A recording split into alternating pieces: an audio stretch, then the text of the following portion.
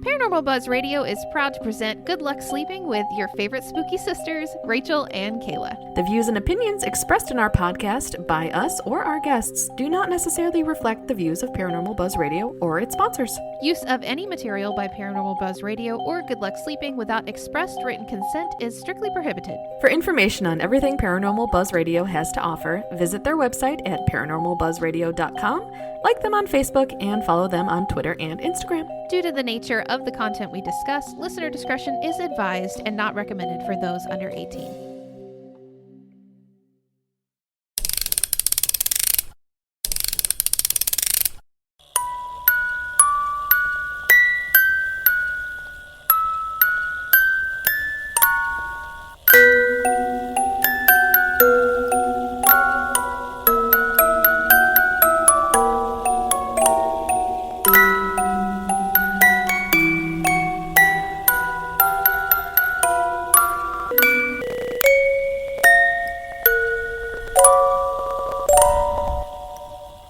Hello, spooky soulmates. We hope you're having a wonderful week.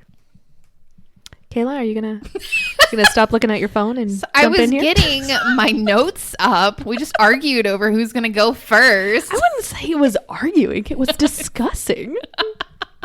Jeez, make it so dramatic. Oh, I'm just happy to be recording. I had a slumpy week last week, and I've been trying to get my energy back where it's supposed to be this week. And I feel like I'm finally there. And I did a tarot reading for you, and it was really cool. I feel like the energy is really high tonight because we're both really excited. I know. I'm super excited about this topic. And to think, like, we started out going, what are we going to do for this episode? And then we got into it. And it's like, we've done aliens before. So I was worried that there wouldn't be enough to cover, or I couldn't figure out a direction to go in. But after doing my research these past couple days, I am just jazzed. Oh, yeah, me too. Like, to me, it's kind of funny because I feel like when a lot of the research that I was looking at was done, there was like absolutely no proof of aliens. Like, nobody was admitting to it. And now the government's like, yeah, you're kind of right. That's what 2020 did for us. They finally admitted to at least UFOs. So yeah, somebody's got to be flying them. That's right. Yeah, it was a lot. I came across a lot, and I even polled people on our Facebook group to see kind of what they were interested as far as aliens go. A lot of people said abductions, so I'm going in that direction a little. But then I'm also just going down some crazy little forks because I couldn't find a direct path because I kept coming across all this information that was exciting me. So it's just going to be a hodgepodge of alien wonderfulness, and I have a feeling that this might be one of my favorite episodes. I think so. And she's going to be editing it, so she was like very adamant that this goes on her computer. She's being dramatic again. I just said I would edit this episode. It's like, are you trying to make people like on the edge of their seats? Yes. These boring topics and boring discussions are not arguments and fights. Damn. Anyway, how was your week? This week was better than last week. I have like recuperated some, and honestly, I've kind of just not done a lot of work. I didn't have a lot to do anyway, so I've just kind of like given myself permission to just kind of, and get through this week. So I'm feeling a lot better. I've got most of the busyness of this month behind me, although of course the Sunday is Halloween. So, scrambling to get costumes together and all that, but I'm good. How are you? Good. Yeah, I am good. There's, a few personal things that have just been kind of heavy on me. Which is why I did a tarot reading for you. Indeed, yes. So nothing too serious. It's just, things that have been weighing on me, and it was good to talk out with Kayla and with some friends this week and maybe forge a plan. So, I'm always a glass half full kind of person, and everything will work out. But when big decisions need to be made, sometimes it's a little intimidating. So one decision you need to make, your computer, I've never seen this before, but it says you need to update, and it's got a red dot, which means you really put it off. It's because I never update anything. Do you know how many times my phone tells me to update to the new version? You just like snooze. And I just say, remind me later, remind me later, remind me later. Please fuck off. Like, I'm done. Okay. But how about that game you're obsessed with? Oh, yeah. I was just going to tell you guys. So I'm obsessed with this. I was like, what? With this game on my phone called BeatStar. And I saw an ad for it on TikTok. And of course, obviously, I saw the ad on TikTok. And it's like this game where you press the keys to the beat of the song. It's Guitar Hero for your phone. It is. Yeah. Or like Beat Saber for the Oculus. So there's like harder songs, there's really extremely difficult songs, there's easier songs, and you have to like collect the stars, make sure you can get like, I think it's 5 stars for a perfect match, but then you can go above and beyond and get coins for them to get Ryan, I really feel sorry for you having to listen to all these songs over and over. On repeat, so I just keep getting better and better scores. So I love it. I feel like it's perfect for me because I love listening to music and I love fidgeting. So it is literally the perfect game and it has been my obsession.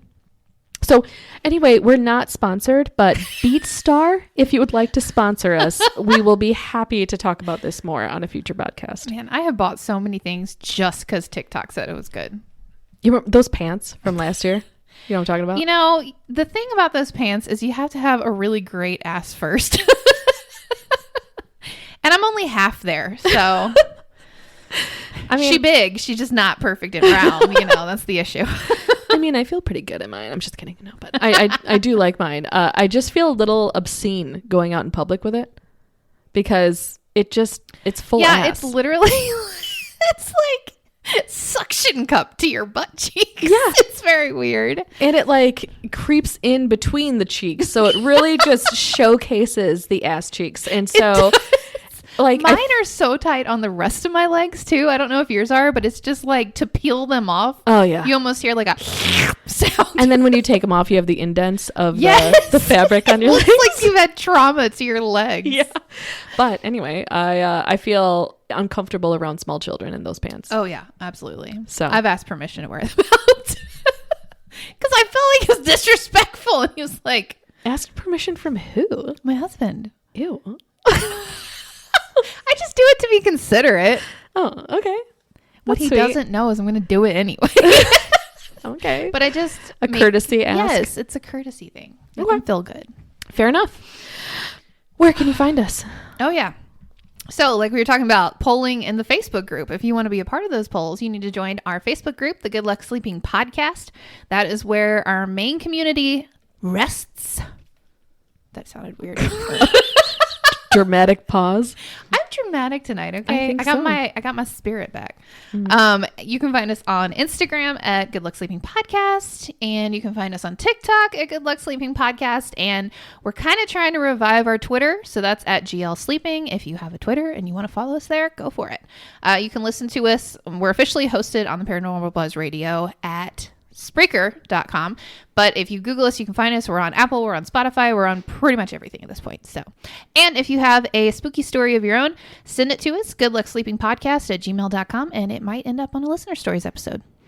And if you guys could do us a favor, we would just love if you could go to Apple Podcasts and rate us and leave a written review. Yes, we have. Okay. Here's the stitch. So we have gotten bigger, not like physically, thank God, but like our show has gotten bigger.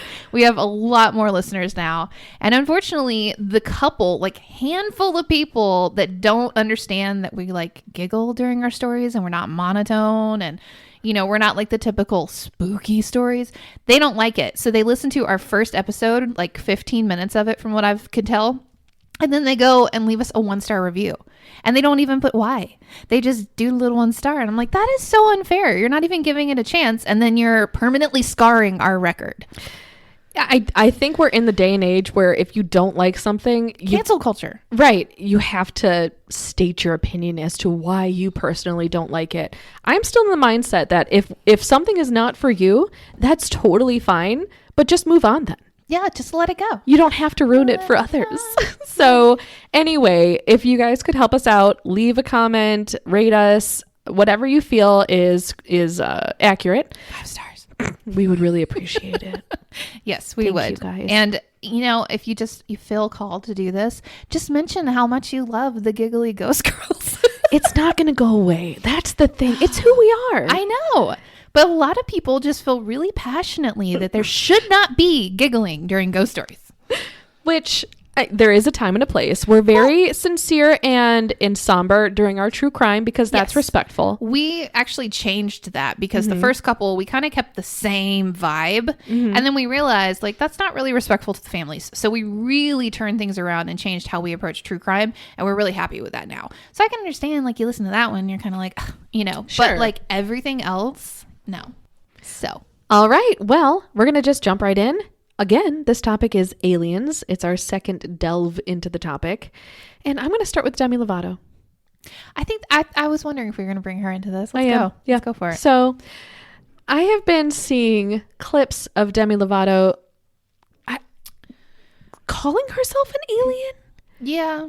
But when I looked that up and tried to find a backup to that further, I couldn't find anything. All I could find was her new series, Unidentified, which she embarks on an adventure that takes her, I think her sister and their best friend to UFO hotspots and out of this world realizations. I think it's just 4 episodes, at least so far. That just sounds like she's going through a spiritual awakening. And yes. She's like a starseed or something. Yeah. So they meet with alien abductees, investigate recent eyewitness encounters, and dig up secret government reports, which I'm all about. So maybe I might check it out. I think I've seen it on Hulu. How do they do this? She probably has connections. I don't know. She's friends with Hillary Clinton. You never know. Oh. Well, all right. Moving on. So this is what she said about the series when people were asked people were asking her why she was doing it. She said that she had a pretty profound experience on my 28th birthday. I made alien contact and it was a mind-blowing experience. Ever since then, I started to look into this more and more and I wanted to do a show about it. We were stargazing and we tried to do this protocol where you make contact and all of a sudden something showed up directly above us in the sky. It was huge lights that made a question mark almost in the sky. And then it just backed out. I realized then that my life was probably going to change in a spiritual way because I have a spiritual connection to this journey as well. So yes. There you go. All right. A lot of us are waking up right now. I agree. I feel like there are 3 different options as far as aliens go. Okay. And what theories could be. Okay. So the first, like what they are? Of like what's going on with the aliens. Like I can, so she just does the question mark back like what? So the 3 things are aliens could already be living among us. Alien children are living among us, or they're here and working with the government. Okay. So I'm going to jump into briefly each of those scenarios. The first one, where they're living among us, aliens could possibly be invisible or not be able to be seen by the human eye. This is a theory by Helen Sharman, who is Britain's first astronaut and a chemist at Imperial College London. Sharman says that she believes aliens exist and that there's just no 2 ways about it. Furthermore, she wonders, will they be like you and me, made up of carbon and nitrogen? Maybe not. It's possible that they're here right now and we simply can't see them. Such life would exist in a shadow biosphere. And by that, I don't mean a ghost realm, but an undiscovered creature probably within a different biochemistry. This means we can't study or even notice them because they are outside of our comprehension. Assuming it exists, such a shadow biosphere would probably be microscopic. Okay. I was going a different direction with that because like we all are vibrating. Our atoms are vibrating. And my theory is that aliens vibrate at a much higher frequency. And just like we can't hear certain frequencies, we can't see certain frequencies, which is why it takes a lot for a ghost to be able to actually show an apparition. They have to come to a high frequency to be able to do that. Right. So if an alien is already on a really high frequency, we're too low to see them. Yeah. Does that make sense? Yeah. And that might be, she was really focusing on seeing them. So maybe she got her frequency high enough too. I don't really know.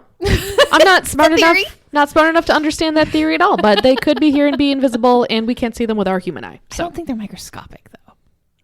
Probably not. I don't really understand it. I'm going to move on. The next one could be alien children are living among us. This is from an article by Seth Shostak for NBCNews.com. That's NBC, not embassy. Oh.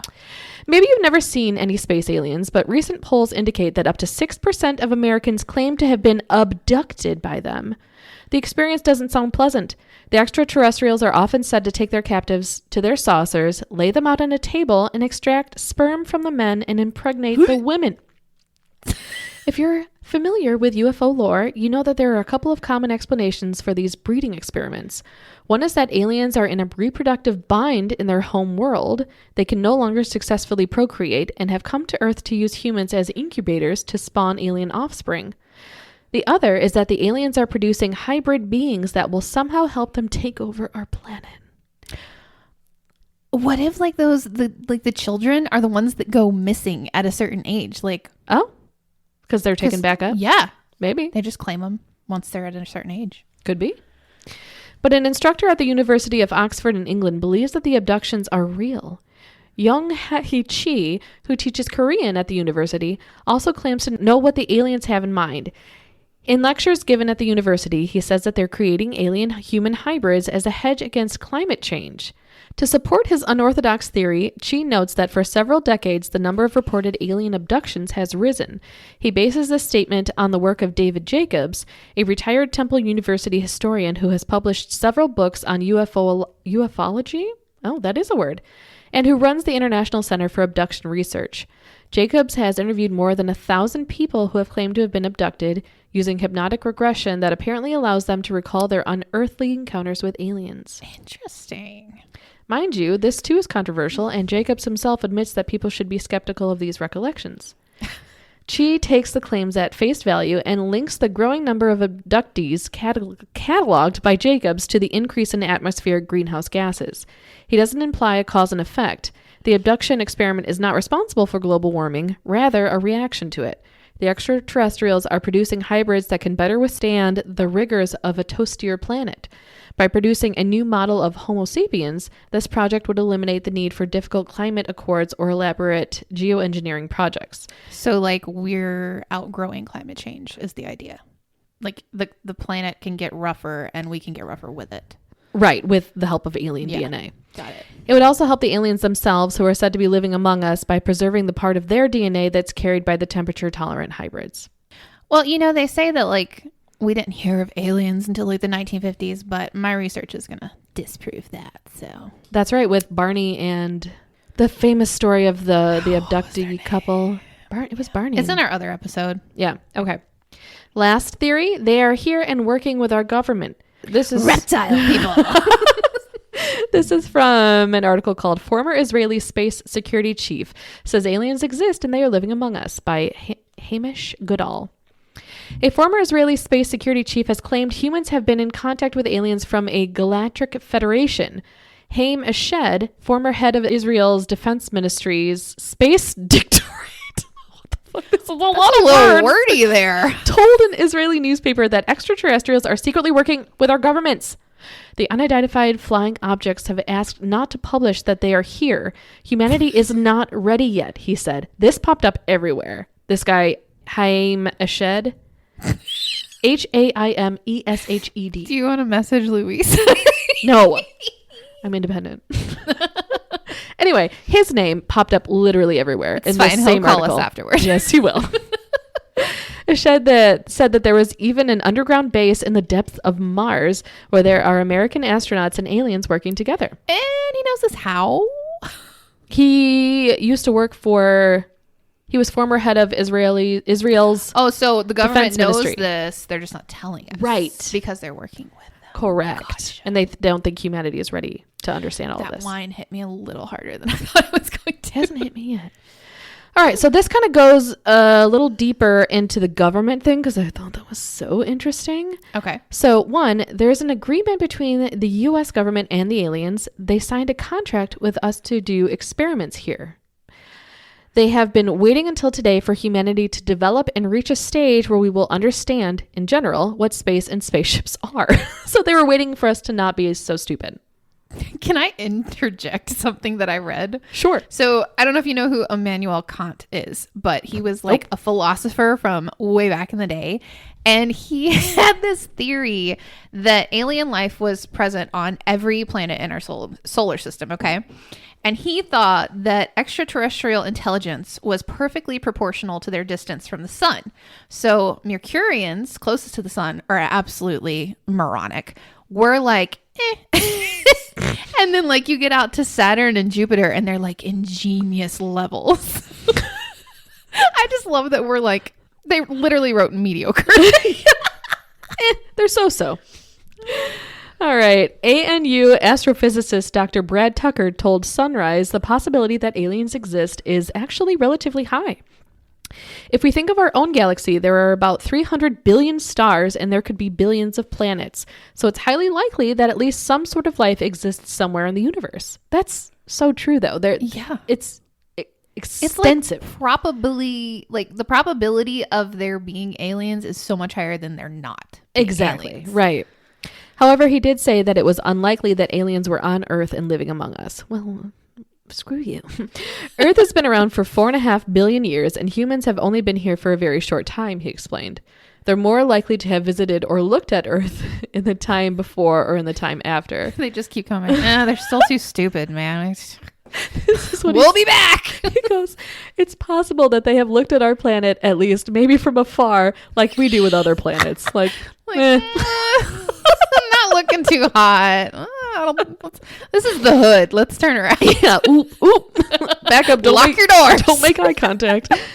So another article is called Canada's Former Defense Minister Claims That Aliens Are Real by Stephanie Mercier-Voyer. Apparently, there's a humanoid-esque race of aliens called the Tall Whites living among us. And I think we talked about them in our last episode. Yeah. Because I think I went through the different types of aliens. Yeah, because you talked about the grays in them. Yeah. Okay. So it's going to talk a little bit more about them, but they're fascinating. So let's just jump in. Claims made by Canada's former Defense Minister Paul Hellyer, a man who undertook the enormous task of unifying the Canadian Navy, Air Force, and Army into one single organization, now known as the Canadian Forces. So he's like a bigwig. He's not just some like crazy-haired guy saying aliens, on TV. He also helped found Canada's only international UFO landing pad in St. Paul, Alberta. So there is one of those out there. A UFO landing pad? Yeah. Interesting. I'm talking about one of those too. Okay. So he worked for the Navy and the Air Force and the Army. So he's legit. Yeah. He probably saw them out there. And well, think about it. The Navy are the ones that saw the Tic Tac. And that they've admitted, like, our military has seen this shit. Like, it's real. And we have no idea who's flying it. The Navy? The Navy did. The Navy saw Tic Tac, and I think the Air Force as well. Okay, yeah, because they saw it from the ships and they saw it in the air. Yeah. So two separate forces. Well, it was two different situations, too. Right. I don't remember that at all.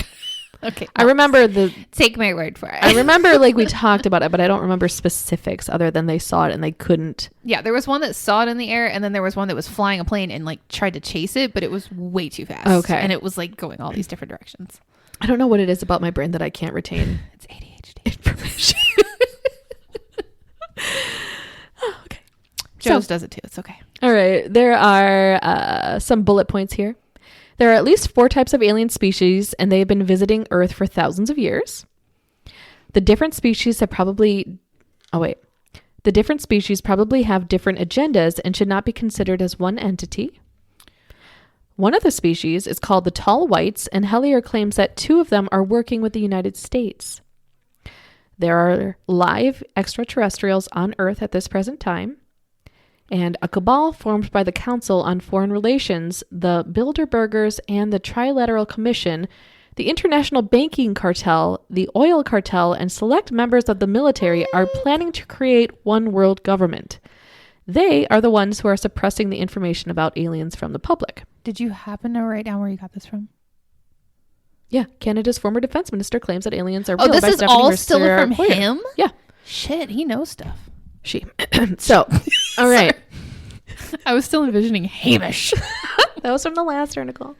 All right, moving on with the Tall Whites. The Tall Whites are prevalent in our government and have something to gain by interacting with human government. This is so funny to me, this next bit of information. What are the Tall Whites? They're skinny, pale-looking humanoids made of flesh and blood like the rest of us. Apparently, they look Scandinavian. Their eyes are blue and twice the size of human eyes with transparent blonde hair. They can live up to 800 years old, and instead of becoming old, short, and wrinkly like humans, the Tall Whites start growing taller when they reach 400 years old. which is middle-aged to them. For most of their lives, the tall whites are about 5'11", but they can grow as tall as 10 feet.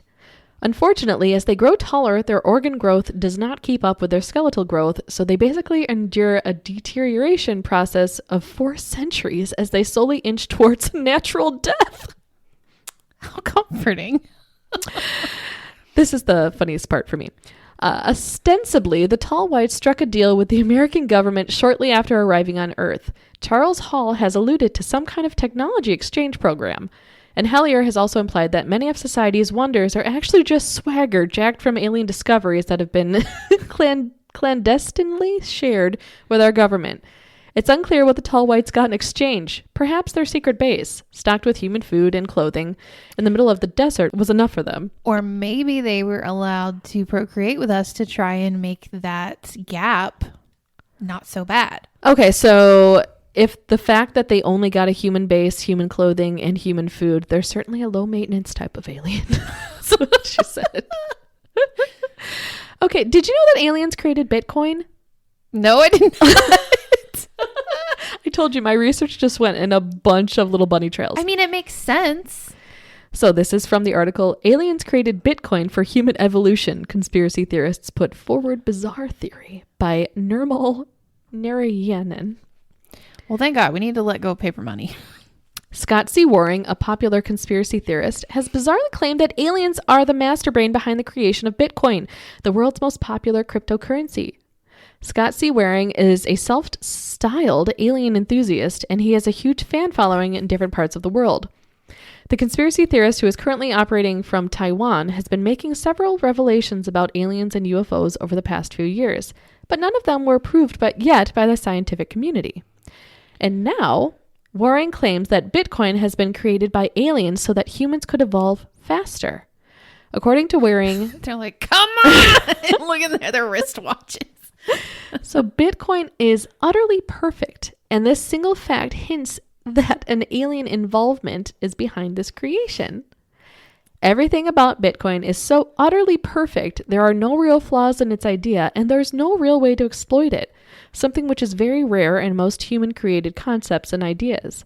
They also talk about how this is the next step in human civilization, with which I agree. That could be linked to the theory that aliens are waiting for us to develop both technologically and morally before contacting us.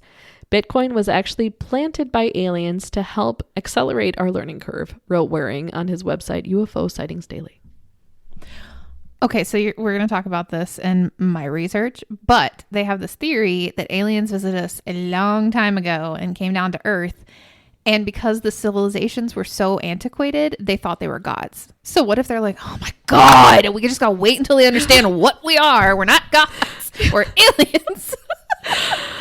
So they left, and now they're just watching us from afar until we don't worship them. It's like playing what is it? What's that game where you can create people and Sims? Yeah. It's like The Sims. We're like, we gotta move this along. It's just so boring. Mother load. That's one of the codes. Only Sims fans know. Okay, so I'm going to be mainly focusing on evidence of aliens having visited us in the past. So a lot of it is alien structures.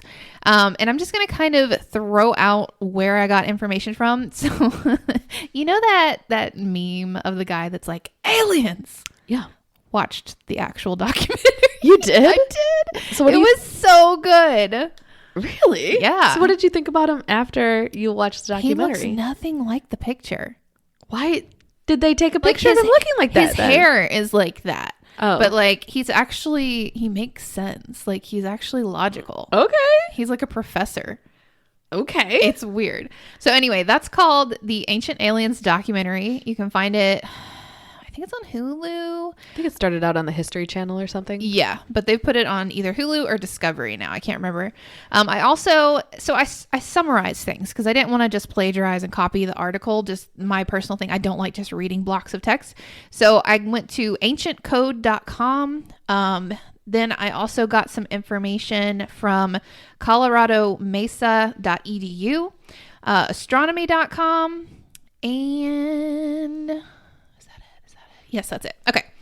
So I'm just going to present everything that I found was interesting. So the Ancient Aliens doc focused mostly on this guy named Eric Avon Daniken. He's German. Okay. If you couldn't tell.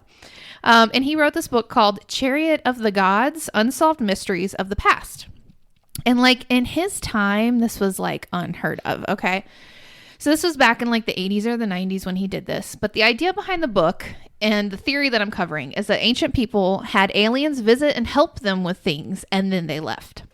So all the theorists have suggested that what these people viewed as gods could have been extraterrestrials with like high-tech equipment, and these people didn't know what high tech was. They didn't have that. They literally had chiseling tools. So they would have seen it as like magic or like, you know, unparalleled power, blah, blah, blah. So, and if you think about it, most religions have a similar story of some incredible being coming from the sky. Most of them were mentioned of being in a chariot of sorts. Okay. Which, if you think, that's kind of like a spaceship in their minds. That's the closest thing they can relate it to. Some even came down on a throne. And they were flying, and then they did wonderful things while they were here and then went back up into the sky. So theorists wonder if these were what we today would call as extraterrestrials. So one area that we can look at and say these primitive civilizations had to have had help is in the structures that are kind of erected around the world that they just don't make sense for that time period. Okay. So there's this place called Nazca. Have you heard of it? No. Okay. I never heard of it either. This blows my mind. Okay. So Nazca is a desert in Peru, and there is a large group of geoglyphs made in the soil. And the way they made it, supposedly, was by taking the top layer of soil and getting rid of it to reveal subsoil. Okay. This is very important to understand because they are massive. I'm going to be showing you a lot of pictures, by the way. Okay. I have exactly one picture to show you. Okay, cool. So the geography, this is what's so crazy about it. These geoglyphs can only be seen from the air. Okay. And they were either created by aliens or created by humans who had met someone from the sky and were trying to either signal them, help them navigate, whatever they, you know, it doesn't make sense how you could make it without seeing like an aerial view of it, especially back in that time. Okay. All right. Also, in this area, there are incredibly precise straight lines that just look like runways. And they literally shear through the top of mountains, and you can see like the edge of the mountains on the side, but it's just a completely flat path, like something landed there or was taking off there. So they thought maybe perhaps this was a landing zone for alien ships. So I'm going to show you a picture of that. Okay. They can go to Canada now. That's where they can land. Here's a spider from above. Okay. Sorry. Okay. This one's a tree. Yep, I can see it. A hummingbird. Love it. They're still there to this day. They're protected. You can't go there. Oh, all right. This is a crane, I believe. Like the bird crane. Oh, Not like, obviously they didn't have equipment back then. A whale, quite clearly. Where'd they get that picture of me? And then there's this weird one that looks like some kind of humanoid thing. Big eyes, waving, friendly. Exactly. There's a bunch more. Okay, there's like a monkey, which, I have a picture of the monkey. Okay, cute. And then I forgot to get the picture of the runway, so let me pull that up really quick. Yeah, I want to see that. Also, I'd like to mention that I had to go to DuckDuckGo to get a lot of this information. Yep. Because it's buried. Yep, same. Okay. So that is the runway. Massive. That's super straight. Yeah. And long. That's what she said. Guys, we're in our 30s. I just want to point that out. Yeah. We've been married for a very long time. We can say these things. Okay. So you've seen them now. Okay. So there's actually ancient texts, specifically from India, that speak of the ancient Vimana, which is, according to many interpretations, the vehicles of the gods who visited Earth in the distant past. These incredible flying machines are believed to be a myth by mainstream scholars. Of course they are. Even in 2021? Yeah. Mm-hmm. They're also said to have been able to travel for short periods of time to different places on the planet. The same Vimanas are also said to have the ability to travel from planet to planet. And some wonder if the Vimana existed and these runways were for them. So a little bit about the glyphs. Most of the glyphs measure 400 to 1,200 yards across. Okay. That's big. And they have precisely straight lines, like you saw, and measurements. Some of the parts of Nazca have amazing designs, highly accurate triangles that are an absolute mystery. So some of the triangles look like they were made by something that literally pressed the ground down at least 30 inches with incredible force. They're big. Could the ancient Nazca have done this with their feet? Like, how would you press down a 6-mile long perfect triangle into the desert? Right.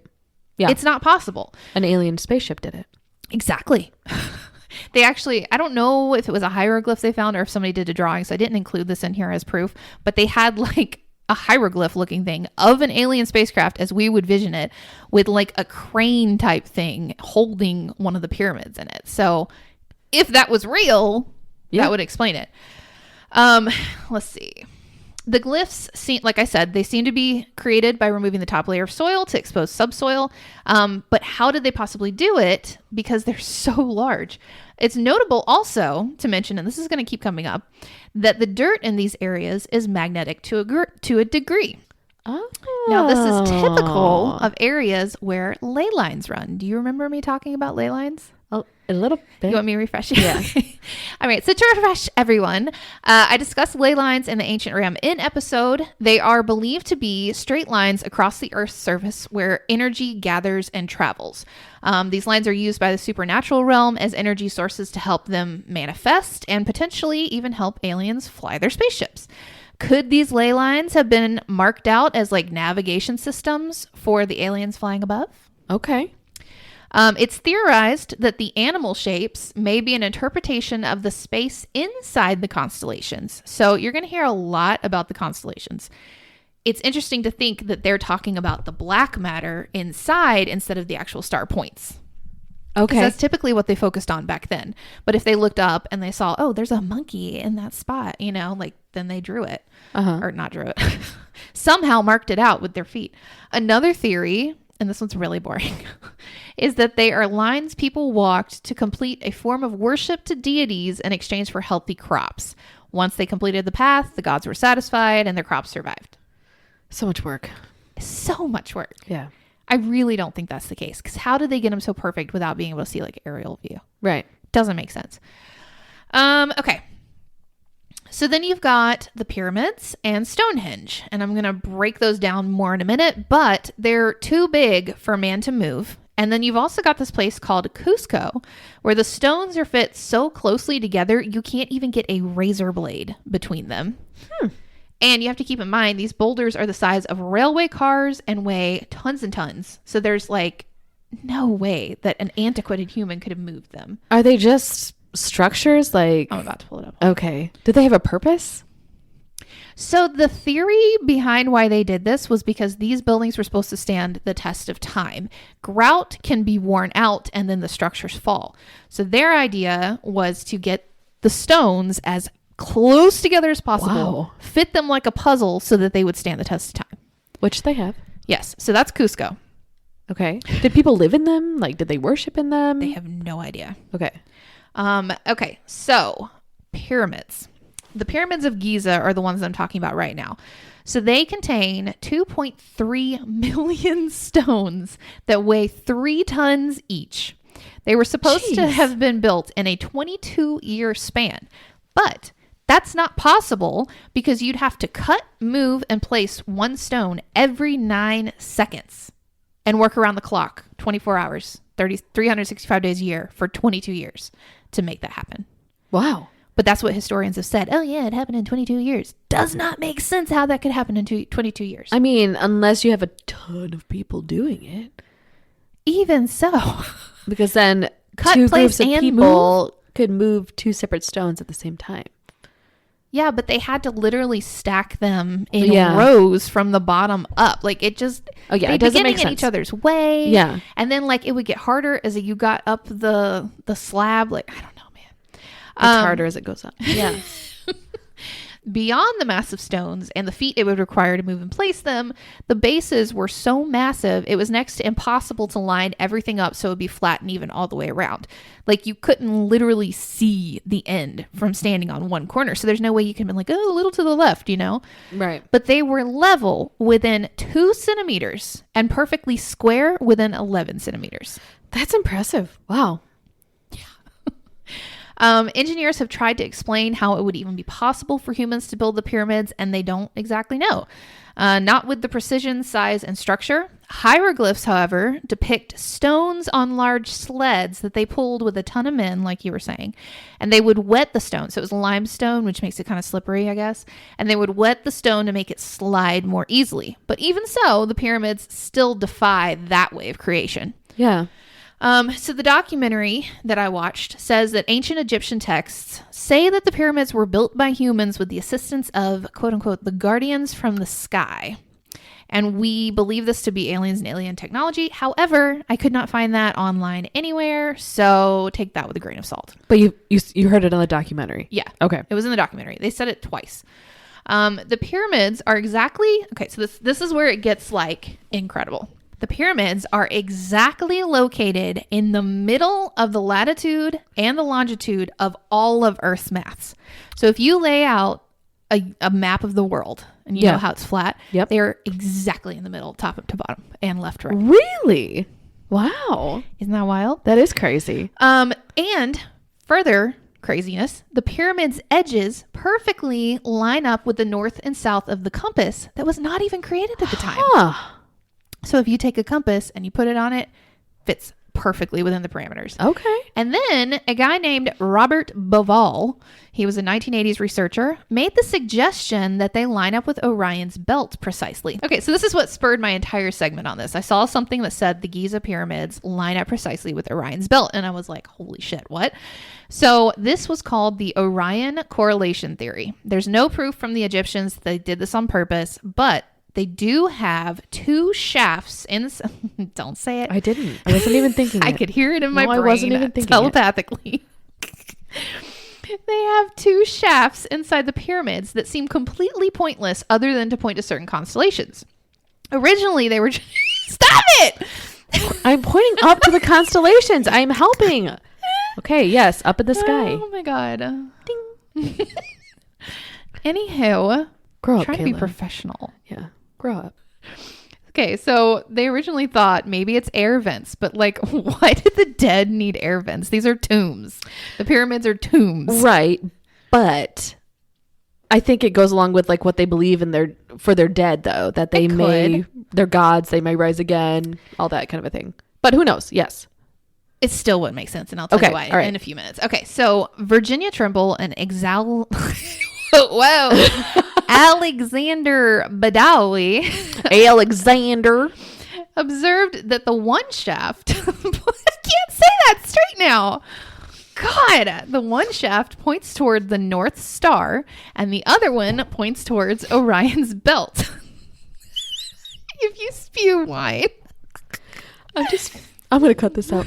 But I just picture erect men just like... Oh, just you wait. I have a hieroglyph you're going to love. Great. Okay.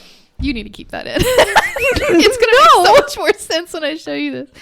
Okay. I'm sorry, guys. I'm really hyper. A lot of wine. I'm really hyper and immature. It's funny. That's my excuse. I'm hyper and immature. Okay, so one points toward the North Star, the other points towards Orion's belt. Now, this is really interesting because to the Egyptians, these stars were known as pole stars or indestructible stars, and their beliefs about the afterlife were anchored to these 2 stars. It is wondered if these shafts are some sort of pathway to the stars, as you can't actually view these constellations from the shafts. They're just...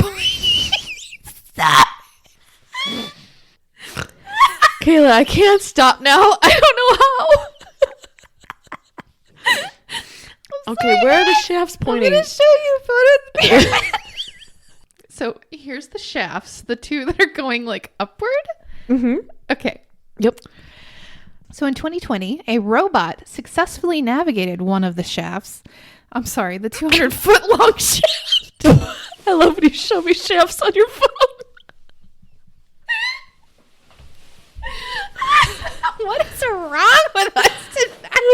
sorry. God. All right, start that over because I'll cut that part out. It's so funny to me. In 2020, a robot successfully navigated one of the 200-foot-long shafts. It's just the 200-foot long before it just kills me. I'm just trying to drink my wine and let her speak. Just get through it. Get through it, Kayla. My eyes are watering. Okay. In 2020, a robot successfully... Okay, we get it. Let's move past that. Was there even a clear take? No, but it's fine. Okay. 200 something So it got to the shaft, end of the shaft, and it reached a stone at the end. So clearly there's no air because it blocked it with a stone, right? Mm-hmm. It was able to navigate around it. I'm out of breath now. And found a small chamber with elaborate symbols drawn on the floor. But beyond that, there was a second stone that the robot could not get around. This discovery proves that they're not air vents, but no one knows what lies beyond the second stone. So this is near the top of the pyramid.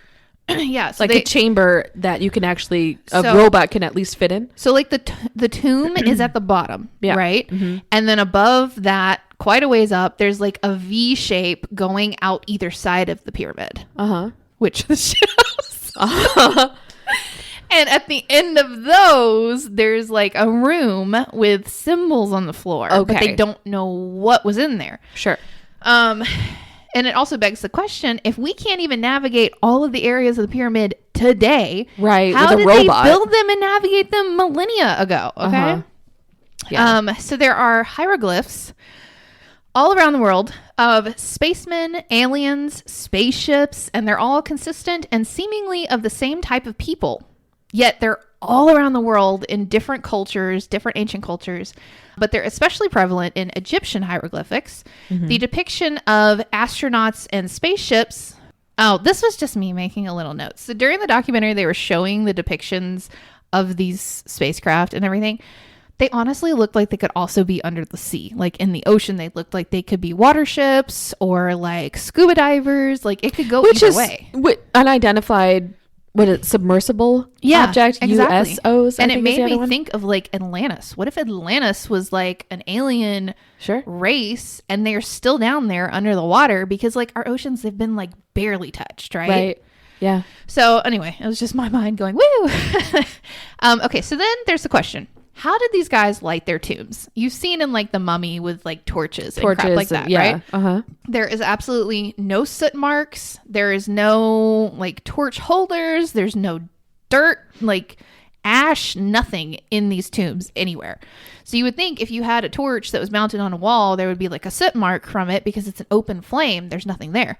There was a theory in the actual mummy where they had like copper mirrors that they'd start at the front and aim the light toward the next one, and they would just continue down refraction these all shafts over, yeah, until they would light up the whole thing. But with it being copper, it's too weak. It wouldn't have gotten that deep because it's really deep in the shaft. We're gonna get a bad review. Probably. Yeah, so it's really deep in the tomb by the time you get down to like where they're buried and all that stuff. So it doesn't make sense. There is a hieroglyph. The penis jokes are about to start again, guys. Sorry. Called the Dandara light bulb. Mm-hmm. And I'm not going to say anything until I show you this. I'm trying really hard, guys. Oh my God. I can't wait for you guys to see this It picture. wouldn't be so bad if there wasn't a man. I can't wait for you guys to see this picture. But I'm really trying to keep it together. I even wrote, it looks like a giant penis. I'm really trying to bring it together. Okay. So hard. It's so hard. Yes, it is. Oh my God. It seems to be a depiction of a giant light bulb with some sort of electric source from like a lotus at the base. We're going to get so many bad reviews. That's all I'm thinking about. Yeah. Okay. A lotus at the base. Hey, we're listed explicit for a reason. Okay. Uh-huh. Oh, we're all adults here. Hopefully. The wildest part is that this hieroglyph was found in a sacred part of the tomb where only the priests could go. So it seems to be kind of like forbidden or secret knowledge that like only the hierarchy, like the top of the hierarchy had, right? Mm-hmm. As for alternate light sources, I said, there's not enough oxygen. Oh, no, I didn't say this. Okay. So as for alternate light sources, there's not actually enough oxygen inside the tombs to support a flame like a torch. Okay, that makes sense. So there was a guy, he was an archaeologist that was in there, and he was like, man, it's really dark. And he pulled out a lighter, and it wouldn't even light because there was so little oxygen in there. Okay. So that's completely out. Okay, this is probably a stupid question, but what if they just did everything at the base, with the top open so that sunlight could come in while they built everything up, and then they could finish the outer part pyramid tip from the outside? You know what I'm saying? Yeah, but they're still going into these pyramids to put bodies. Oh, to like when they're done. them. Yeah. Okay. Yeah. Okay. So that's what they were talking about, because the priests would go in and prepare all the bodies and the mummies and stuff in these tombs. Okay. But that's why the mummies are so well preserved, though, is because of the Probably. lack of oxygen and sunlight. I think we've got a lack of oxygen. Okay. So why were the pyramids built? Obviously, we know that they're tombs, but was it literally like a pharaoh's egotistical museum of themselves? Or I wouldn't put it past them. Right? Or was it like evidence of extraterrestrial visitation? The Egyptian text says that the pyramids were built to store history. And again, they mention the guardians of the sky. So you think they wanted to store history in these. They wanted to make them indestructible. That's why these things are so tight. Nope. I'm really trying. Nope. That's why these things are so secure. Locked down. Okay, so then there is, all the way across the world in Mexico, there is the Pyramid of the Sun, and it's almost identical to the pyramids of Giza, except they don't have the pointy top. Okay. So it's like sheared off at the top. Now, I've seen pictures of that. Yeah, I have a picture of it, actually. Mm-hmm. So they don't know if there used to be like maybe an altar at the top, or if that's like where they threw their sacrifices in. They're not quite sure what happened. There's no evidence that there was a pointy top, but so this is this was built by I'm so sorry, Luis, Teotihuacanos. Teotihuacanos. Mm-hmm. Teotihuacanos. Mm-hmm. That makes sense, right? Okay. Sure. And it was named by the Aztecs, who stumbled upon it. So like the Aztecs, they're really old, and this was built by somebody even older. Funny enough, the Pyramid of the Sun and then the other pyramids, which one of them they named the Pyramid of the Moon, align exactly with the planets of our solar system.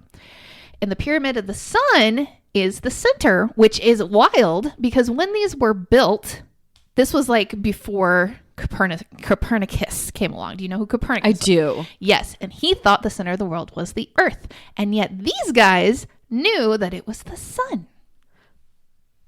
Wait, he thought the center of the world was the Earth? No, center of the universe. Sorry. Oh, okay. I was like, we're on different pages, though. Sorry.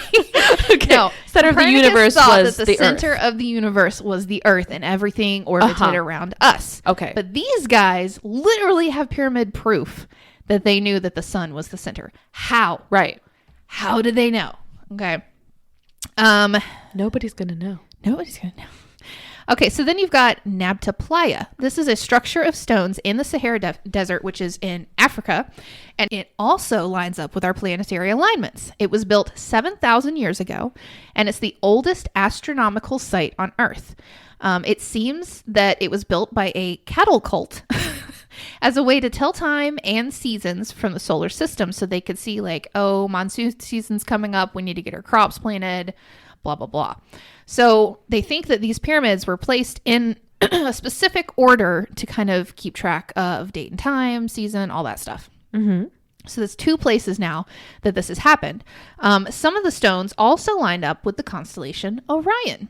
The question is, how was it built? Because this is in the middle of the desert. Right. And I'm going to show you. Oh, okay. Hold on. I have a couple things I need to show. Okay. So first of all, the whole theory of the Giza pyramids lining up with Orion's belt. The squares are the pyramids, and Orion, it's literally looking down. Oh, okay. So they do pretty much line up almost exactly. Yeah.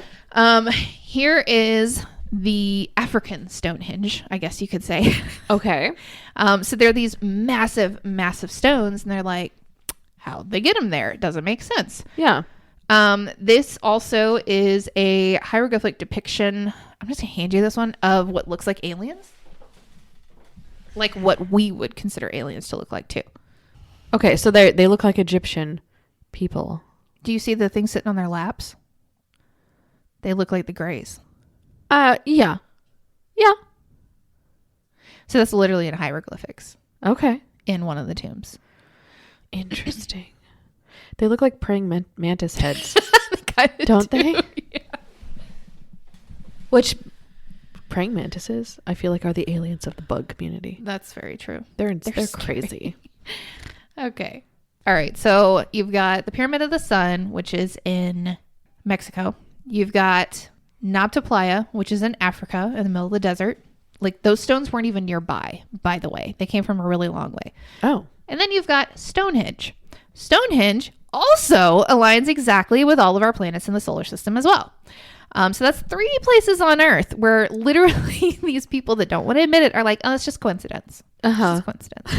And yet they've happened across the world. So Stonehenge is located in Wiltshire, England, and it's comprised of an outer ring of vertical stones that stand around 13 feet tall, 7 feet wide, and they weigh about 26 tons apiece. Dang. They're also topped with a horizontal stone that weighs about the same. Inside of these, this is fascinating.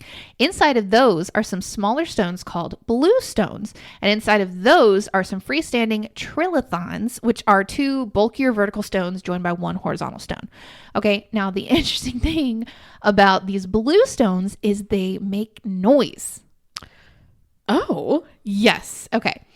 So, research in the last decade has confirmed that the igneous bluestones were brought to Stonehenge from Pembrokeshire, which is 124 miles to the west. Tell me how they brought 26-ton stones. 124 miles. Okay. Very slowly. So no one knows what Stonehenge was actually built for. There's evidence of bodies in the ground, so they're thinking maybe there were some burials there. But they discovered when struck, the stones have interesting acoustic properties and create a loud clanging noise, and they were actually used as church bells until the 1800s. Really? Yes. Oh, that's cool. Now, if you're into the spirituality world, there is something called healing sound baths that adjust your frequency of your body, like we were talking about. What if this was a place for healing, or rituals were performed there, or even a place where you could raise your frequency enough to communicate with the aliens? Okay. All right. Oh, and then I started listening to a podcast called Psychic Teacher, and they're really good.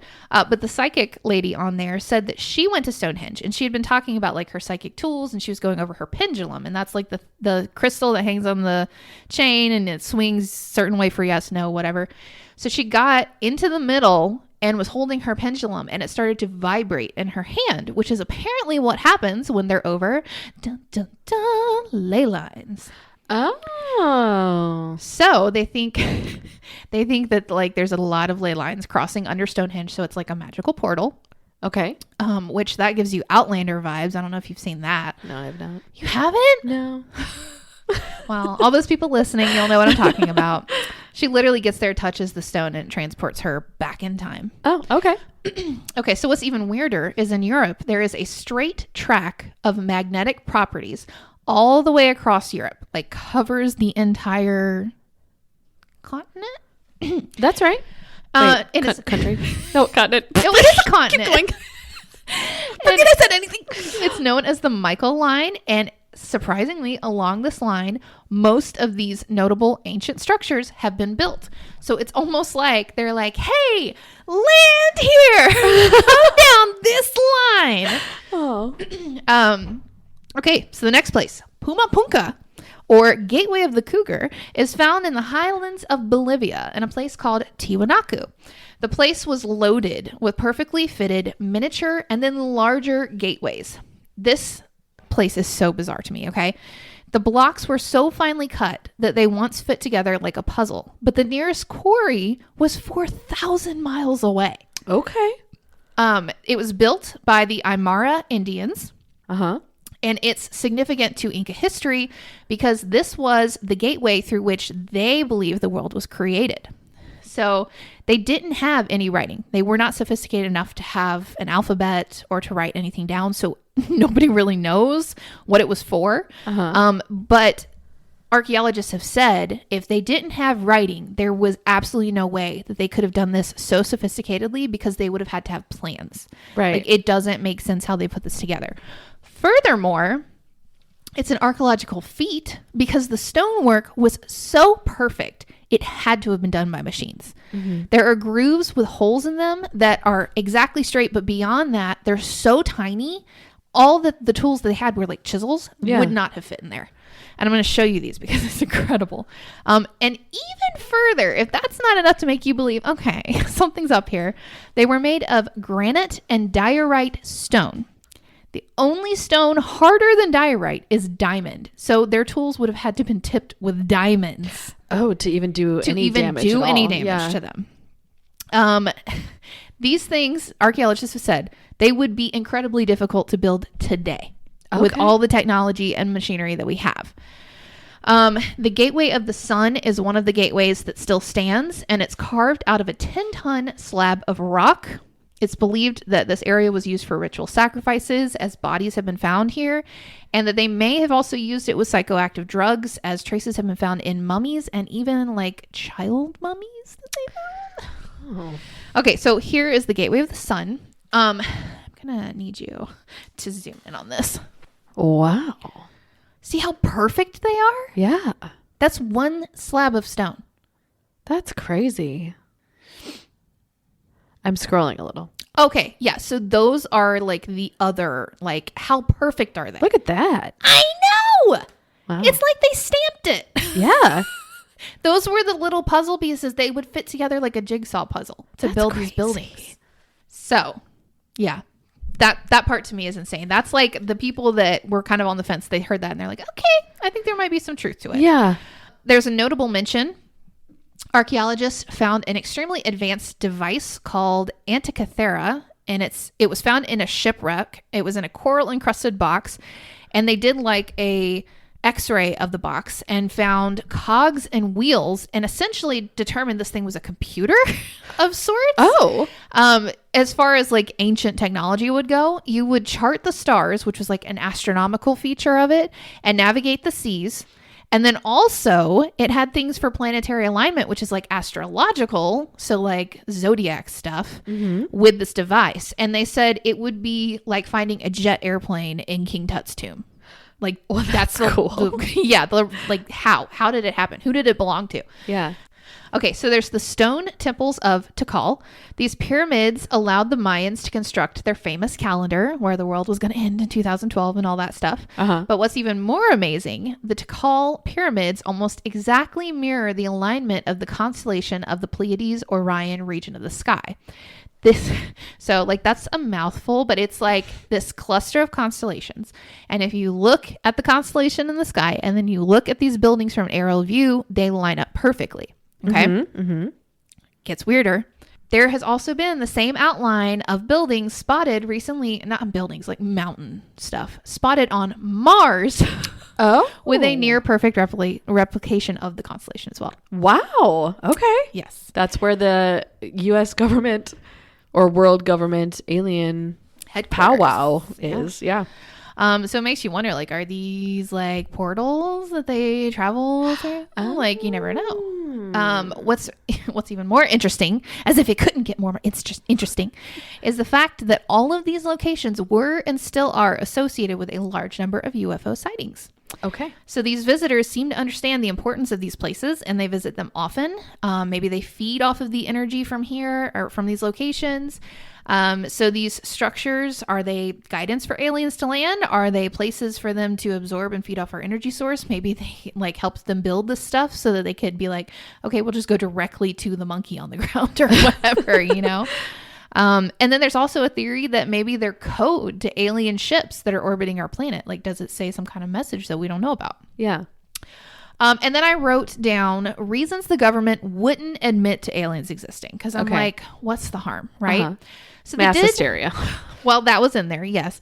But there's also the theory, like, not theory, but like if we were to say aliens exist, it's confirmed, we admit that, beyond the mass hysteria, it's going to have effects on religion. Uh-huh. It's going to have effects on science. Yep. It's going to have effects on like the masses. It's going to have effects on politics. Like literally every facet of our existence, it's going to change it. Right. And just like big pharma and those kind of things, they don't want to disrupt this network and the system that they have going. Mm-hmm. In addition to that, it also means acknowledging that there's something out there that's smarter and more powerful than we are. Right. And that scares a lot of people. Yeah, because USA is the superpower. Whereas I'm perfectly comfortable admitting that there are things more smart than me. More smart. Case in point. Oh my God. I'm confident in that. But like I said at the beginning of this, in December of 2020, after the year from hell, apparently the Department of Defense finally admitted in a 509-page document that they not only know UFOs exist, but they've been covering them up this whole time. So I had a theory while you were talking. There was a lot of talking. Where was this theory? Right now. Okay.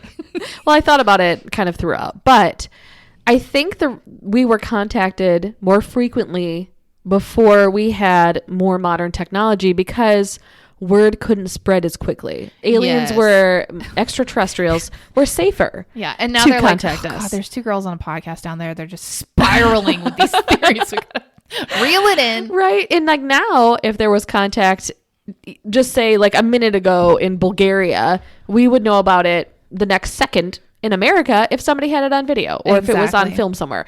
So I think that if they're real, they have to be more careful because news spreads quick. Yeah. So the fact that we have so much quote unquote proof from back then when they didn't have technology, all they could do was chisel things into rocks.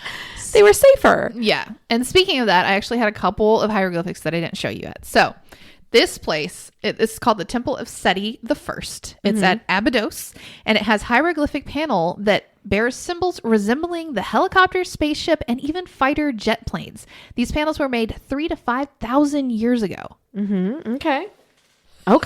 Like, it's pretty clear what those are, right? Yep. So it's like, is it a futuristic thing? Like, this is what you're going to have in the future? Or did they come with these ships? Right. There's this one, a mysterious alien-looking creature is being found in many hieroglyphic panels all across Egypt. They have large black eyes and look humanoid, but they're definitely far from being human. So it's the thing in the middle. Yep.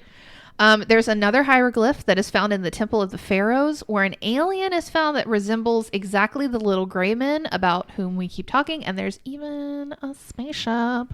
Oh, yeah, 100%. Yeah, that's like, there's no denying that. There's the penis again. Okay, and then there is a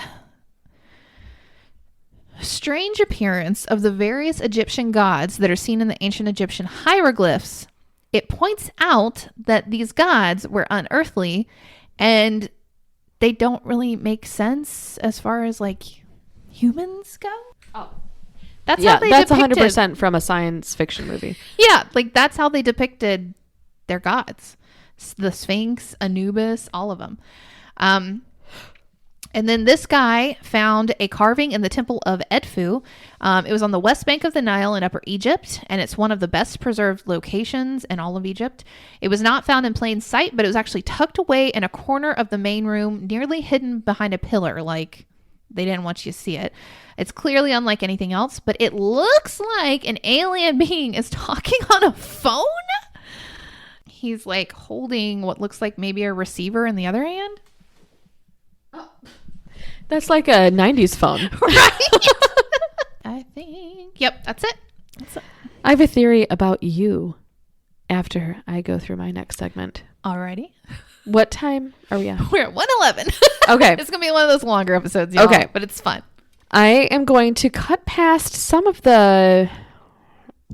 like just the stories of abductions, and I'm going to move on to firsthand experiences, except for this first one because I feel like it's a notable person. So again, this is all just alien abduction encounter stories. Okay.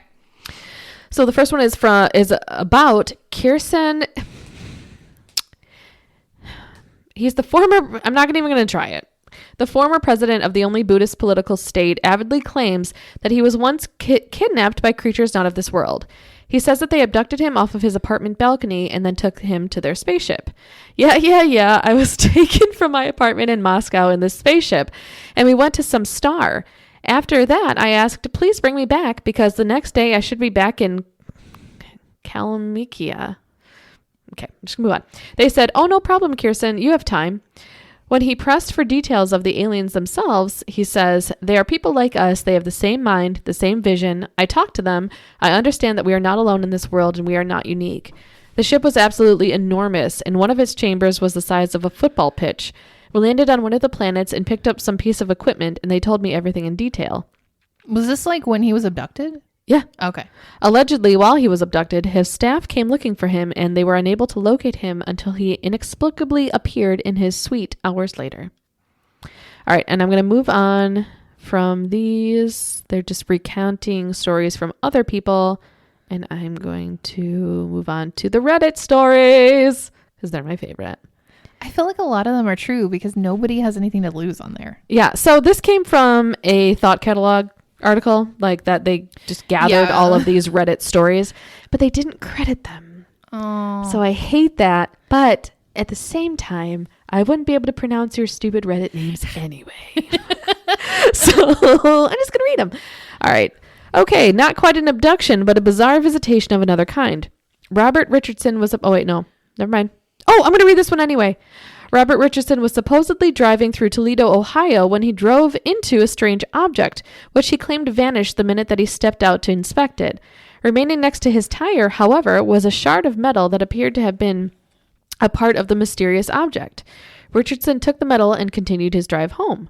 3 days later, 2 men in jet black suits, here come men in black, and black sunglasses knocked on Richardson's door. They immediately demanded the piece of metal, and Richardson told them that he had sent it off to a lab for analysis. They ordered him to get it back, saying that his wife would be in grave peril if he didn't. Richard ordered them to leave, and he never saw them again. I don't remember them threatening people's spouses. Well, yeah, but they were the nice Will Smith variety. That's true. All right, so these are the Reddit ones, but I'm glad that I stumbled on that one before I came to these because Men in Black, that's exciting. All right, when I was 12 or so, I felt something hard and round in my earlobe. I told everyone and they said it was just an under-the-skin zit. Pretty normal for someone my age. But it was there for 6 months. Annoyed, I decided to do some self-surgery. I could feel it very near to the surface and poked a hole in my ear with a sterilized needle. Blood effing everywhere. I could feel this thing and I squeezed it up towards the hole that I just pierced. Out pops a tiny metal ball, maybe half the size of a BB. It was black metal, completely spherical, with an indentation around the center and teeny tiny golf ball-like indentations. As I was rolling it around in my blood-covered fingers, it slipped, spun around the sink a couple of times, and fell down the drain. Rule number 1, you pull the drain up. Oh my gosh. At 12, I had no idea what the F to do with it, and my parents didn't believe a word I said and told me to just put some tea tree oil on it. One of those young living mothers. Yeah. I have never had anything like it since. Is that what it's called? Young living? Yeah. Okay. Yeah. All right, another one. When I was a kid, I lived right on the edge of this state forest. My friends and I would go adventuring out there all the time, and as we got a bit older, middle school aged, we started camping and just going for hikes to unwind. One night, I went out for a walk by myself on a trail that I knew with my eyes closed. I had left my house at maybe 8 p.m., and I sat down on a small clearing after about 20 minutes of walking and just stared up at the stars at what I thought was an airplane until I realized that it wasn't moving but slightly pulsing. I could feel the pulses in my chest like they were synced up with my heartbeat. I just kind of shook it off after maybe 15 minutes as a weird coincidence and hopped up to meander my way home. When I got home, all the lights were off, which I found kind of weird until I went to plug my phone in. It was 2 a.m. Lost time. Oh. My mom tells a story. This is another one. My mom tells a story of her and her friend. Let's call her friend Lisa. When my mom and Lisa were teenagers, they were up on the roof of Lisa's house and they see a bright light in the sky. Next thing they know, that the light is gone. Thing is, they think they've been on the roof for like 15 minutes, but something like 3 hours passed. Mom doesn't remember anything about what happened during that time, and Lisa simply refuses to talk about it. She would answer my mom with things like, I don't know, and just drop it for a long time. So a couple of months later, my mom moves away and loses contact with Lisa for about 10 years. She finally meets up with her again and immediately notices that something is odd about Lisa. Lisa appeared very distant to her with a very dreamy demeanor, like she was really happy and at peace for no good reason. And after they talk for a bit, Lisa brings up the incident on the roof. Mom says she still doesn't remember anything about it. But Lisa remembers. She remembers everything. She said that at first it was all bits and pieces and she couldn't remember any of it clearly. She was confused and scared and wanted to avoid discussing it.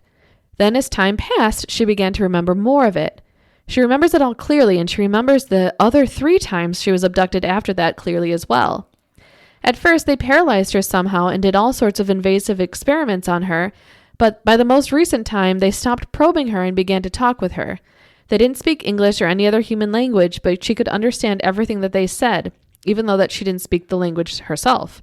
Apparently, they told her all sorts of things, stuff about space, Earth itself, and most shockingly predicted years beforehand that she would get pregnant in a very specific year and it would also be a stillborn, and that she would never be able to have children again. I would not want to know that. I know. They also told her that it was not their fault, and they even made an attempt to save her from this fate, but they were unsuccessful. They also told her that they had abducted my mother. Another time after that first incident, so they had abducted her again. Mom says that she has no recollection of any other potential abductions, but she does have recurring nightmares about being abducted, but she's almost sure that they're just that, nightmares. Anyway, Lisa tells my mom that every time she speaks with them, she comes to understand the truth more and more. When Mom inquires what the truth is, Lisa just says that you will know eventually. And she says that once she learned of the truth, then everything became wonderful. Mom has seen her a few more times over the years. We still live in another state from her. And she apparently has a pretty normal life and doesn't obsess over alien stuff like some other supposed alien abductees do. She only ever brings it up in passing, not like it's a central part of her life. Okay, that's it. So she only brings it up in passing. Yeah, it's not like I didn't know if her entire identity. I put lots of stars next to this one, and I didn't know if it was part of the old one or if it was a new one, but it's a new one. Do you want to read it? Yeah. Well, here it goes. I guess I would consider myself an abductee. As a child, I had experiences of being abducted. I would lie awake in my bed all night in a state of hypervigilance, trying to observe the bedroom door, closet door, windows, and walls around me all at once. That was until I exhausted myself to sleep. I have various memories of the little gray aliens grabbing me by the wrist to lead me around places outside of my bedroom. Nope. Wherever they took me, nothing resembling a ship or anything, just a plain room. They would count my spine, and they would run their fingers up each vertebrae on my back. And to my child's mind, they were counting them. Yeah, so they can rip your spine out. They entered my room through the walls and so on. I'm terribly afraid of needles, and I'm always worried that the nurse is going to touch the bone of my arm with the needle. The small gray ones are about as tall as toddlers, 3 feet, I suppose, classic gray, large heads, big insect eyes. Their torso and limbs are very slender, and you have difficulty figuring out how they stand and walk upright carrying that large noggin. Their fingers are very long, and their long fingers and the eyes are the creepiest things about them. Being with them is like being in the same room as a very creepy doll or mannequin, except they move around me and are alive. They have a very disturbing vibe about them. Their skin is gray and seems to be not to be flesh. It looks like it's made out of construction putty or something like that. Oh, interesting. Yeah. They have no wrinkles and no musculature. Their skin doesn't wrinkle when they move, and you can't see muscles flexing or anything like that. They don't seem to have any personality or will. They are just like drones or something. I imagine that they probably stand in a closet when they are not working, but they still seem to be organic. They are not machines or robots. And that skin and... She knows a lot about these things. Yeah. Well, apparently she's had a lot of experiences with them. That skin and those eyes are their real skin and eyes, not a spacesuit or a helmet. I also have memories of a big gray alien, perhaps 6 feet tall, who I would be brought to after the little guys were done with me. She definitely had a personality and a sense of presence about her. Her skin seemed to have more features, and she wasn't just like putty like the little guys. I don't know how I thought she was female, but perhaps her features were just more slender. She would look into my eyes with her large eyes, and she could see all of my thoughts. I could sense her in my head, and she would say things to me clearly as an attempt to get me to believe them or buy into them. I could recognize them as not being my thoughts, but she didn't seem to care. Trying to push against her is like pushing against a car in neutral when it's coming down an incline. The car pushes you instead. Having her in my mind is a very disempowering experience, and I would almost liken it to rape, but I don't know what rape is really like, and I imagine obviously it's way worse. But I'm just trying to give you an idea of what it's like. It's not cool or fun at all. Someone else is in your innermost sanctum, your own mind and thoughts, and you didn't invite them in, and you don't want them there, and they are just doing whatever the hell they want. At various times, she told me telepathically, don't make too much trash or people will get sick, and stop cutting down so many trees. She also told me, we're very grateful for your help. You're a big help to us in our project, and don't tell the other people about us because they can't see us and they will only get upset. She tried to make me feel positive about my being there, but I wasn't having any of it. I only wanted them to take me back home, and I had no idea where I was. It's like when you're a kid and your teacher tries to encourage you for doing something that you don't want to do, like sweeping the floor or picking up after yourself. You did a great job sweeping. You're such a big help. But you don't give a shit about helping the teacher. You just want to go and play or whatever. Well, I didn't care what the big one was saying. I just wanted to go home. They've never told me any secrets of the universe, and I've never had any hybrid alien or non-gray experience. Also, I've had sleep paralysis experiences, and to me, these are different. Just like a dream is different from a nightmare, and nightmare is different from sleep paralysis. In sleep paralysis, I have a dream or nightmare about a physical presence that is hostile or angry, and it is restraining me or physically accosting me. I panic for a few moments, find that I can't move, and then I jerk myself awake. Once I'm awake, it fades quickly, just like a nightmare, and becomes not so real when you wake up. With alien abductions, I don't find myself knowing that they've happened. I just wake up feeling like complete shit, maybe several days in a row, and I might have daydreams about aliens or remembering scenes from alien abduction shows. Sometimes I wake up in the early morning with the sense that they just left, and I won't be able to sleep for hours, and I will be very aware and afraid of doors and windows. I'm a grown man, and when this happens, I'm not able to fall back to sleep for at least an hour. As a kid, I remember finding an alien abduction book. I'm going to read this whole thing because it's interesting, and then I'll be done. As a kid, I remember finding an alien abduction book in the library, and it was like a door had been unlocked. My mom took us to McDonald's afterwards, and I finished the book there. I couldn't put it down, and for the next 3 days, I was in shock. It was like confirmation that they were real, and that other people did know about them, and that I was really never safe from them.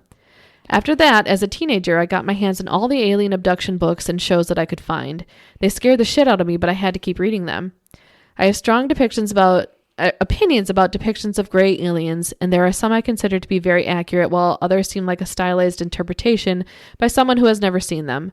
Basically, the more realistic or human they look, with facial features such as cheeks, septum, nose, wrinkles, or under-the-skin musculin, the less authentic they seem to be. Okay, he goes on to talk about how he has PTSD from this, that he's seen a therapist. So that's basically it. But his story was the most grabbing for me because it was so detailed. It's so detailed, and also he's so well spoken. So anyway, well, that's that. Good luck sleeping, am I right? Right? So I think a lot of the theme of alien abductions is they're there for a purpose. Experiments are being done, but they mean you no real harm. I think that they are using us, and any kind of encounters that they have with us, they want to make it seem like they're good so that we trust them and work with them so that they can get whatever outcome they're needing. Maybe. I don't know that they're good. I don't know.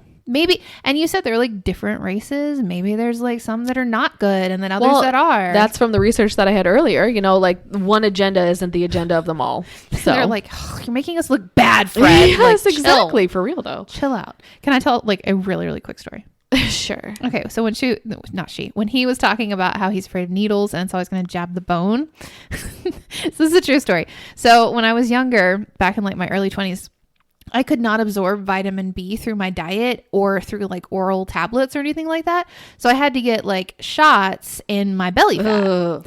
And it was just easier and cheaper to do them at home. So Joe had to become like my little nurse.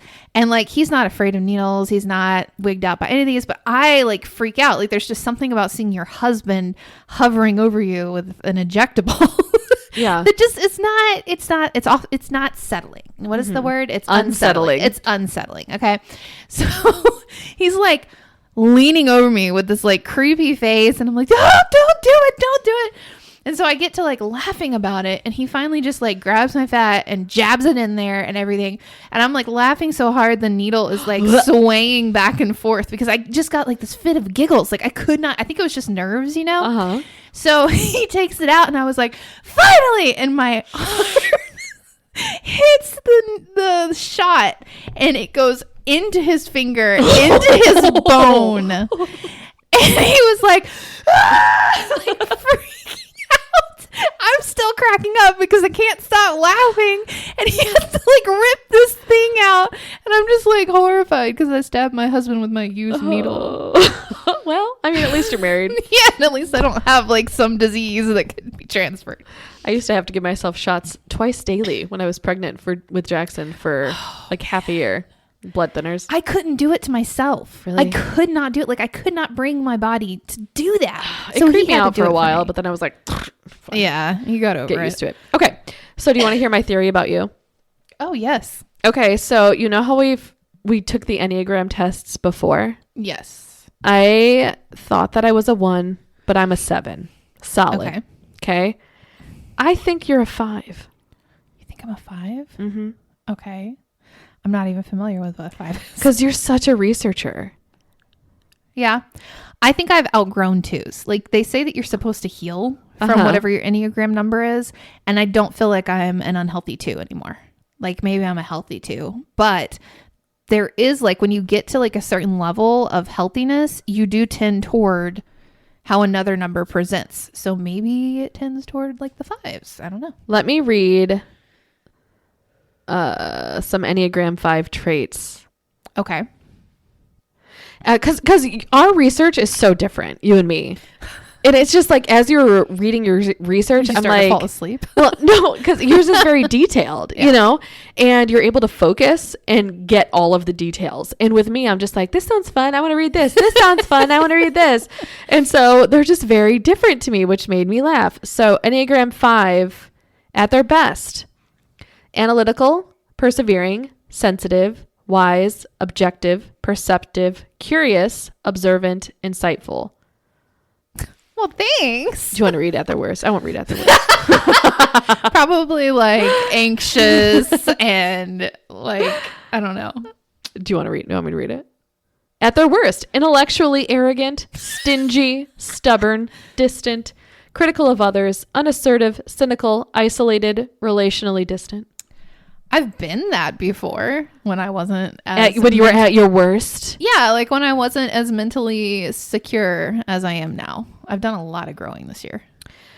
I think you're at 5. I may have. All right. I may be.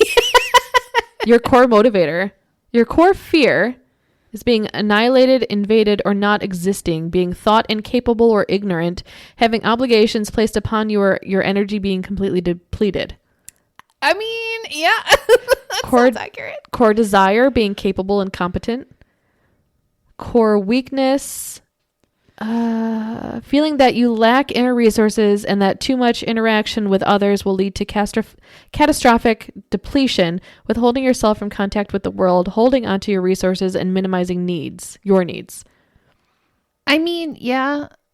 I talked to a psychic the other day, and she told me that she's picking up that I put everybody before me. Yeah. Like everybody else's well-being, and that I need to focus on my well-being. Yeah.